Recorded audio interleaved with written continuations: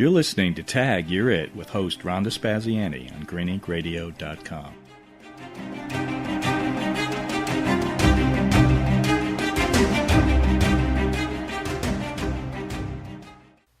Ashley Hagen is one of those wonderful, luminous young women you meet who turns life's tragedies and challenges and spins it into gold. And today I have the wonderful opportunity, and you have the wonderful opportunity to listen to and get to know Ashley Hagen. Check her out on her website, ashleyrosehagen.com. There's great resources there. Also on YouTube, her videos are amazing. Ashley Hagen Yoga. She's on Instagram and Twitter as Ash's Yoga, and then she has a great community, Zen and Fit community on Facebook that you really want to check out. So without further ado, I'd love to introduce you to Ashley Hagen. Hi, Ashley. This is Rhonda from Tag You're It, and thank you so much for coming on Green Ink Radio this morning. Thank you for having me. I'm excited. So I want to tell the backstory about how I stumbled upon the fabulous Ashley Hagen. Is that I'm in yoga school, and there was a cancellation from the yoga teacher that there was a big event at school and the yoga teacher canceled at the last second. So my colleague and friend was panicking, and she's like, could you do the yoga session? And I only a couple months in, and I was like, no, I can't. All right, I will. So I searched frantically online for some, like, how do you sequence posing or something. And I came across the fabulous Ashley Hagen, and she was really, and her videos are amazing on YouTube, but we'll get into that in a minute. And then I emailed Ashley for more information, and I got like 3 emails with all kinds of really great free resources. So I can't thank you enough for your generosity. And my session was a success. Thanks to you, Ashley. Yeah, that's amazing. So I believe you're talking about the 10-step guide to sequencing, or 10 steps to sequencing a yoga class video, which has been, for some reason, I guess, is pretty good and getting a lot of traction, especially from new yoga teachers or people who are in training and still maybe not very confident in sequencing or building a class. Because I made that video because I thought, and I remembered how hard it was for me to get started as a new teacher. I would blank out a lot. I was definitely not like a public speaker. I was not really great in front of people. I'm used to sitting behind a desk and kind of hiding behind my computer. So I made that because I remember how hard it was. So I thought maybe I could help more people who were struggling, where I was 5 or 6 years ago. So it was so helpful because I just walked through the guide and watched the video, and I was able to kind of pull it together. I mean, I was still really nervous, but I probably would have said I can't do it if it hadn't been for your guide and your video. So thank you. And anyone else that's wanting to know sequencing, you've got to see your videos on YouTube, and what you just go onto YouTube and you search Ashley Hagen, right? Yes, Ashley? If you just search Ashley Hagen, that should pop me up. Ashley Hagen, if you add yoga in there, then you're pretty sure to find me. Yeah, I had done the miscorrect search, and I had dthen Ash's Yoga because that's another branding, and then you'll only get two videos. So don't do that. Search for Ashley Hagen, and then you get all. My website and all my different handles for like Instagram and Facebook is Ash's Yoga. So you will see me elsewhere as Ash's Yoga, and I may switch that on YouTube too. But yeah, searching me Ashley Hagen on YouTube for videos. There's also a link on my website, Ash's Yoga, that goes to the videos as well. And your website is the URL? Ashesyoga.com. Yeah, it's ashesyoga.com. Yes, ASHES yoga.com. And if they want to follow you on Instagram and Twitter, it's the same thing. It's Ash's Yoga. Same thing. Yep. Same thing all across, except for on YouTube. And so when I went onto your website, there's a ton of resources. There's a bunch of free resources, and then there's also some really fabulous additional resources that you can purchase, like your amazing ebook with the associated videos. And then there's also that bundle package that I can't wait to purchase. I think it's going to be fabulous. Yeah. Can you talk about those a little bit? Yeah. So I have a background I'm a graphic designer by education and experience. So I quit my full-time graphic design job in 2013 and kind of went full in on fitness and yoga teaching. And at the time, I wasn't sure how I wanted to combine my skills as a graphic designer and my yoga teaching. And after several years of teaching tons of classes, I was like, there has to be a better way where I can help with building either manuals or some like PDFs or guides or books, because that was what I was really good at before. So I thought, well, why can't I do that for new yoga teachers or to help me in my workshops that I'm teaching, like creating handouts? And so I developed a 10 steps to sequencing your yoga class. And since it was so, I think I developed the guide to it before I did the video. So I created a worksheet that essentially teachers can like fill out themselves and build a class. And then so since then, I was like 3 years ago, I've expanded on that. So it's become now an ebook, which includes like pose breakdowns. So I took a ton of pictures of myself. I did this all myself, and it was a really fun project. Tons of pictures of myself. And then I would add in the cueing, add in that kind of stuff. So this pose breakdowns, it really breaks it down the 10 steps to building your class. And so that's the ebook portion, and that's on is for sale, just because it took a long time to create, and I'm really proud of it. It's basically my yoga teacher training manual in like a little bit shorter form. And then I do have that bundle of new yoga teacher resources. So how to host a workshop, how to set goals, how to market yourself, how to even do simple arm balances, just a bunch of the things I've created in the past few years. Yeah, it's really great. And the other thing I really think is really cool on your website is that you do mentoring and coaching. So you don't have to be a yoga teacher, correct? But you do for private yogis that want to just work on something, you'll work with them as well, or is it just for yogis? No, it's really based on individual needs. And I do a specific style of teaching when I teach in-person classes. But when it comes to individuality, if someone's having tightness in their shoulder, or they're looking for flexibility, or they're just looking to de-stress, I can help either like virtual, because I live in like the middle of nowhere almost, virtually through online one-on-one private yoga lessons. So that's something I do provide, as well as that new yoga teacher mentorship. So there's an intake form. If someone were to sign up for that, there's an intake form, and it's asking you, breaking down like, what are you looking to work with Ashley on? What are you hoping to get out of this? What is your biggest struggle? And then I'll know that ahead of time, and we'll work one-on-one on that. And for some people, it's needing a yoga practice and just someone to keep them accountable. And sometimes it's a new yoga teacher just looking at like how to build a website, or how do they even get started in creating a YouTube video, or how do they get hired at a new yoga studio. Wow.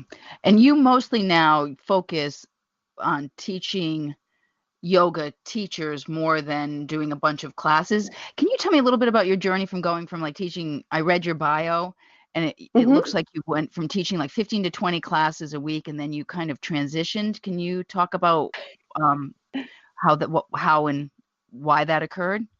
Yeah, this is actually a funny story, and I haven't shared it a whole lot. I share it in person, but I don't share it a whole lot on the internet, because it just happened recently.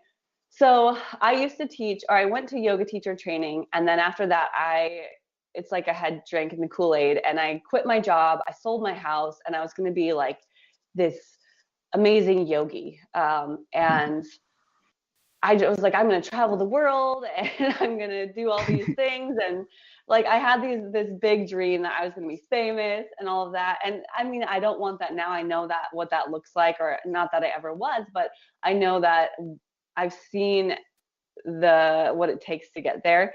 And so I thought that being an amazing yogi and traveling the world, I'd have to start. And I started by teaching like 12 to 15 classes a week. Well, if you want to travel, that's not the way to do it. But I started teaching 15 to 20, oftentimes, classes a week. There was a new yoga studio, luckily, that just opened, and my cousin installed the stereo system and was like, hey, you should apply. And so I was like me and the owner were the only two instructors for about a year before she hired a bunch more. And so I was teaching a lot. And I did that for about 5 years. And so the story from there goes, okay, I was kind of getting burnt out. I was teaching a ton. I had just taught my first yoga teacher training. That's where I was starting to develop this 10-step guide and like how to sequence. And I loved, and I found that I loved teaching new yoga teachers, like people who wanted to dive a little bit deeper. And I was getting a little bit burnt out. And I actually had met someone in yoga, and a man, and he was great. And a month later, I'm like, I'm just gonna travel and take off. So he was visiting, so I took off with him, and we're doing awesome. So we're together now, and we also have a new baby, and that was pretty much just last year. So it was a really, really fast transition. And now being a new mom and moving across the country away from my family, and it's been a lot of changes in this last year. So I think it's what I needed, though, in order to grow as a person, as a yoga teacher, and to really just find who I am a little bit more, because teaching tons and tons of classes a week was not it. And I was still barely making it by. Being a yoga teacher is not a super lucrative career if you're just teaching group classes. You really have to find more creative ways to make an income and make more of an impact. And that could be yoga teacher training. For me, it's putting myself more online and doing that so I can be home with my family, and then and not teaching so many group classes. And now I teach like 3 to 4, maybe 5 classes a week, but it's because I love doing it, and I wouldn't ever not teach because I love being around people. There's something about that community of like in-person people that is so necessary for everyone's life. Online is great, but it can't fill the in-person community. Yeah, there's nothing like staying connected either via teaching or being in the field, I think, than in any area. If you get too removed from it, I think you lose connection to it. And so I think that's really great that as a yoga teacher mentor, you're still teaching, so you know what issues are arising, the trends, what people are looking for, what are the challenges, and you're staying really in it. You know, you're still immersed enough in it that you get it, and it's not like you've disconnected so much that it's become more administrative than in the field. I think that's wonderful. Yeah, and I don't pretend to be the best yoga teacher ever. I know I'm not the greatest, and that's okay, but I'm constantly making mistakes and learning from them. And then in those mistakes and in those times, I can help then other people who might stumble and be like, you know what, I was there. I know what that feels like, to feel like you don't know what to say, or you said a weird cue and everyone laughs at you, or you embarrass yourself, or there's things like that always happen. And I don't know how many times when I'm teaching a yoga class, I just think to myself, like, what the heck did I just say? That was so weird or so odd and off. But I learned from it and just learn to brush it off. So learning to, brush off those mistakes, not necessarily mistakes, but just things that didn't feel right, just overcoming obstacles and overcoming challenges. And that's really what yoga has been for me.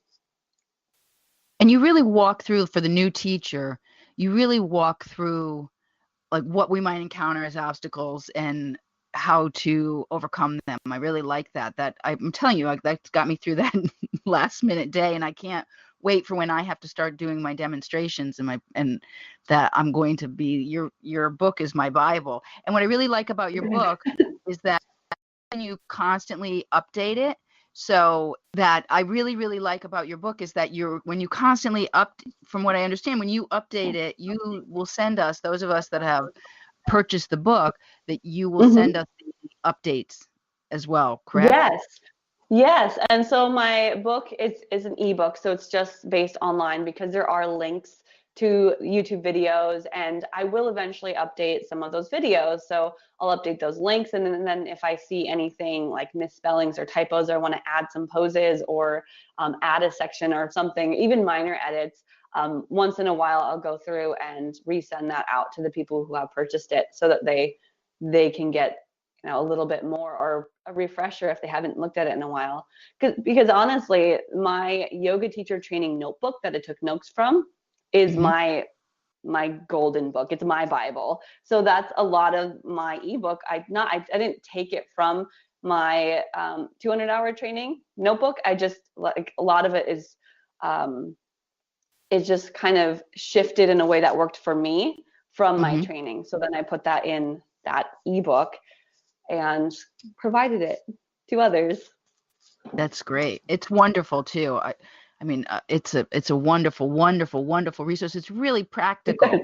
It's so practical, because I know, like, in my teacher training, as much as I love it, it's so wonderful, and there's a lot of practicality. We get a lot into theory and philosophy, and yours is very grounded in practicality, which I love. I love it. Because when you're out there and you're on the mat in front of a bunch of people, you need practical too. You need those practical skills. Yeah, I teach yoga teacher trainings, and my philosophy around that was, I want to teach you to teach and be a master communicator, less about the theory or philosophy about yoga.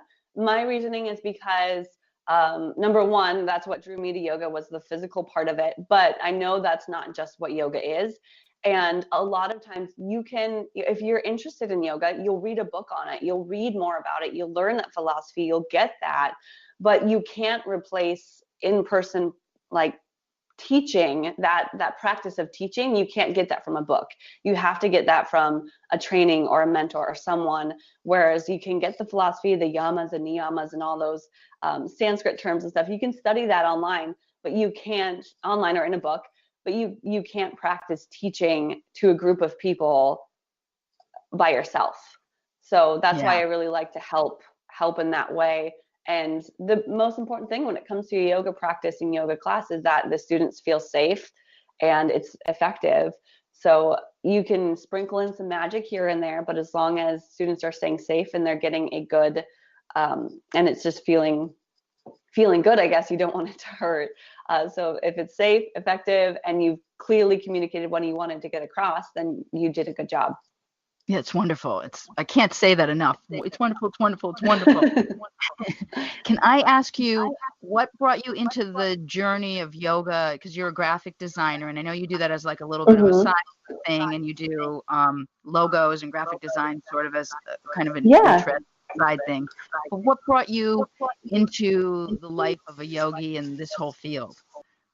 So my journey of yoga started as an athlete in college. I just wanted it for flexibility, honestly. I wanted to be a better athlete, but I quickly learned it's so much more than that. I struggled when I was young with really bad eating disorder, actually, and I was angry all the time and just frustrated. I didn't know how to handle my emotions. And so when I did yoga as a course in college for credit, because I thought it was going to be easy, which it was not. It was one of the hardest, most beneficial, wonderful things I've ever done. But it was so hard for me mentally. I was swearing in my mind and curse words, like, in my head, because I couldn't hold down dog and because it was so frustrating. And that's just how my life was. I was a very type A driven, straight A student. And so I didn't know how to come down and actually be calm. And yoga was really, really helpful for that. It took a long time, but it's just sort of, it's just been there for me every time I've had challenges. And a lot of challenges have happened in my life, lots of setbacks. So right before I took yoga teacher training, my dad died, and he struggled his whole life with depression. And so you can imagine he didn't want to live anymore, and that was his choice, and it was just awful. And that was a few months before, and I'd already signed up for yoga teacher training, and and then so 3 months later I went to training with that in mind. Like, my thought was that if I could help anyone struggling through depression, anxiety, maybe on the verge of taking their own life, if I could help someone some way, just even one person from that, then it would have all been worth it. And I know I've already done that to many people. Wow. A lot of my clients who were with me for years at my old yoga studio have had these massive transformations, and not just physical. Yes, I see people gaining flexibility and getting stronger, but I also see people not complaining as much anymore. Mm. Specifically, my first client I had at the yoga studio, she started coming to every 5:30 in the morning class, and she would walk in and just be really down about issues and family, and it was hard for me to hear, hard for me to take in. But after, it took a few years, but all of a sudden she is like this just bright shining light and just walks in happy and excited, and yes, stronger physically, but there's just this whole different mentality about her. And that's been the case for a lot of other people too. And I know that I'm making a difference somehow and some sort of impact. And even if it's just me introducing yoga or the concepts of breathing to overcome challenges, like that is so important. Yeah, it's an super important skill, and I'm so sorry for your loss, Ashley, Mhm. with your dad. And it's amazing to me, and it's really profoundly inspirational that you took this tragedy and this really horrible loss, and then transformed it into helping other people. It's really a testament to what an amazing young woman you are. Oh, thank you. No, it really is. It's really inspirational, and that you're healing people. Like, you really become a healer and a helper. And sometimes the worst challenges in life are the things that open the doors or the opportunities or allow us to see what our true purpose is. Don't you think? Oh yeah, I've always believed that you grow the most with things that are most challenging, and challenges are what oftentimes are the most meaningful in your life. So if you think of any time that was the most just meaningful or important to you, if you think back, usually it's something challenging or something you've overcome. If it were easy, you wouldn't maybe remember it, you wouldn't grow from it. So it's those challenges that really, really help a person grow and become someone that they can help others as well. Yeah. And usually I think that people that are given the hardest challenges are probably meant to be on the journey of being healers, because I mean, it seems to happen time and time again in my therapy practice that I meet people that have these most devastating losses and challenges, and they rise above them in the most magnificent, brilliant, inspirational ways, and invariably become either writers or healers in some way. And as you are, as this wonderful yogi, that they just give back, and they take that pain and they transform it into something really beautiful. And it just makes it kind of warms your heart on the resilience of the human heart and spirit. Oh yes, that's so, so true. I see that too with, therapists, yoga teachers, people that I get more in-depth conversations with, and I meet a lot more being a yoga teacher myself. But the struggles that people have overcome and the challenges in their lives are amazing. That how much they've gone through, and then now they're ready to, help others. And I'm just so grateful for all my mentors and my teachers too. Yeah. There's a lot of them in your lives, and you encounter people like I meet people like you. And podcasting, I've met some amazing people that I've become friends with, like, throughout the country and even internationally. So you just keep on meeting people too that just are so mind-blowingly wonderful, doing such great things. And you're among them, Ashley. You're among Oh, them, thank you. certainly. You are. So is there something that you want to kind of convey to the listeners as far as getting involved in their yogi lifestyle and the journey that, Well, I like to tell anyone, well, first of all, get yourself a yoga mat, roll it out, and just step on that yoga mat and see what happens. So, yes, you can. I actually started yoga mostly, well, in college, but also watching videos.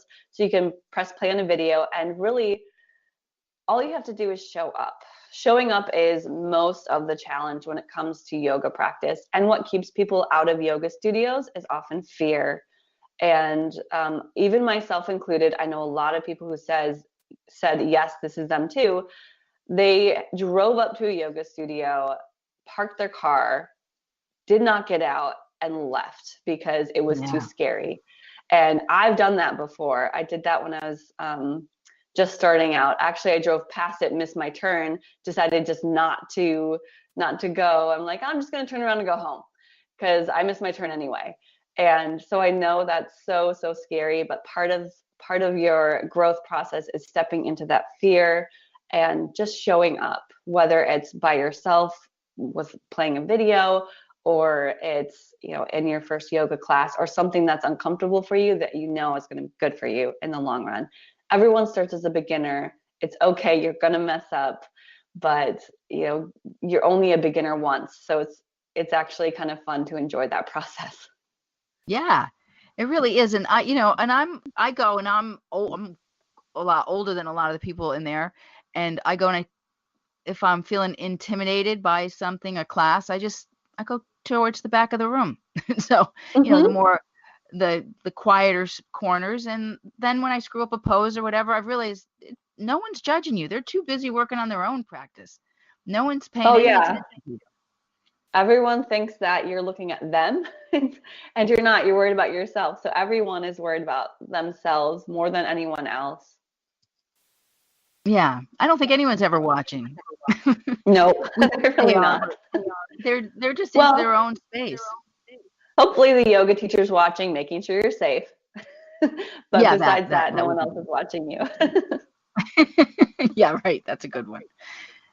Well, thank you so much for coming on the show today and sharing your knowledge. And so I will put all your contact information in the show notes. And thank you so much. And everyone, check out Ashley Hagen on YouTube. And we didn't talk about, just for a second, your Zen and Fit community on Facebook. That's a really cool group too. I just started that a couple months ago, and it's really just a community of people, because I love Facebook groups. Not so much Facebook, but more the groups portion, just because that's a place where people can interact together and not just one-on-one with me, but with other people also going through that. So there's a lot of new yoga teachers and yoga trainees who are in that group. It's Zen and Fit community, because I like the Zen chill side, but I also like the fitness side. So it's our community of fitness and yogis. And it's just a group of people that I'm, trying to get a few more to, or anyone's welcome if they're looking to learn more about yoga or about fitness, about mentorship opportunities, that kind of stuff. So Zen and Fit community on Facebook. Yeah, it's great. I'm a member and I love it. Thank you again, Ashley, for coming on this morning. And everyone check out Zen and Fit. I'm sorry? Yeah, this has been so much fun. Thank you so much for having me. So, everyone check out Ashley Hagen on YouTube, Zen and Fit community on Facebook, Instagram and Facebook is Ash's Yoga. Yep. Is that correct? Ash's Yoga. Ash's Yoga. Ash's Yoga. And her website is ashesyoga.com, correct? Yes. Yep. If you go to ashesyoga.com or check me out on Facebook or Instagram at Ashes Yoga, you'll find, links to the group. You'll find links to YouTube. It's all there. That's great. You're doing great stuff. Thank you so much for coming on Tag You're It on Green Ink Radio. Thanks. Thanks so much to tuning in to Tag You're It on greeninkradio.com. Don't forget to check out Ashley's cool stuff, ashleyrosehagen.com. Her ebook is amazing. She's also will provide private yoga lessons. Her Facebook community, Zen and Fit community. She's on Instagram and Twitter as Ash's Yoga, and her fabulous YouTube videos at Ashley Hagen Yoga, if you just put that in the search engine.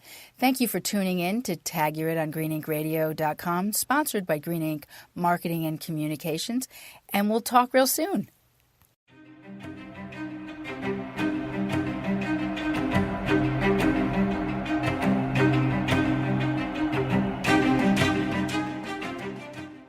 Thank you for tuning in to greeninkradio.com with host Rhonda Spaziani on Tag You're It.